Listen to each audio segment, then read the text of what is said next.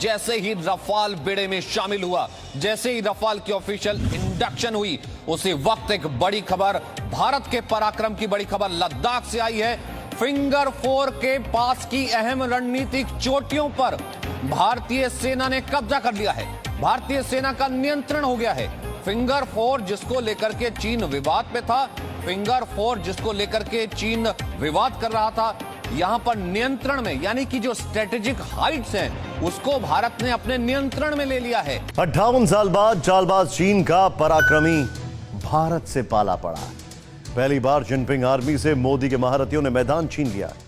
करीब 6 दशक से हिमालय के जिन इलाकों पर ड्रैगन का कब्जा था, उनमें से ज्यादा हिस्सा भारत ने ले लिया है और 17,000 फीट ऊंचे पर्वत पर भारत ने टैंक ब्रिगेड तैनात कर दी। इन्फेंट्री सैनिक रॉकेट लॉन्चर और एंटी टैंक गाइडेड मिसाइलों से लैस है, ताकि अगर चीनी सेना आगे बढ़ने की कोशिश करती है तो उसे पीछे खदेड़ दिया जाए। चीन के राष्ट्रपति शी जिनपिंग इस वक्त जिस स्थिति में हैं, उसमें उनके सामने हाथ पैर पटकने के अलावा कोई दूसरा रास्ता नजर भी नहीं आ रहा। यही वजह है कि इस बार जिनपिंग अपनी खींच पीएलए के अधिकारियों पर उतारने जा रहे हैं।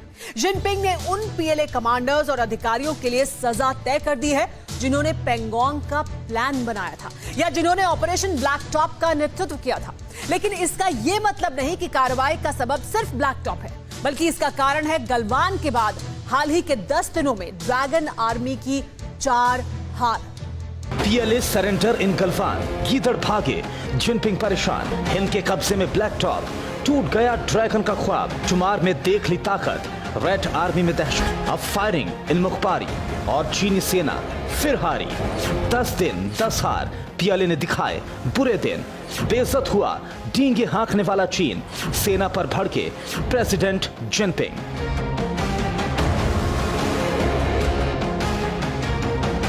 चीनी सेना ने जितनी भी बार हिंदुस्तान की जमीन पर कब्जा करने की कोशिश की, उतनी बार पीएलए के गीदड़ों को नाकामी का सामना करना पड़ा है। लाल लड़ाकों में हिंदुस्तानी शूरवीरों की दहशत इस कदर घर कर चुकी है कि वो मजबूरी में ऑर्डर तो फॉलो कर रहे हैं, लेकिन खुलकर सामने आने की हिम्मत नहीं जुटा पा रहे हैं। इस वक्त की बड़ी खबर, लोकसभा की कार्यवाही शुरू होते ही कांग्रेस ने चीन विवाद पर कार्यस्थगन का प्रस्ताव दिया है। इस वक्त की बड़ी खबर आपको बता दें, इस वक्त लोकसभा में पूर्व सांसदों को श्रद्धांजलि दी जा रही है जो हमारे बीच नहीं है, लेकिन इन सबके बीच चीन पर कांग्रेस ने स्थगन प्रस्ताव दे दिया है।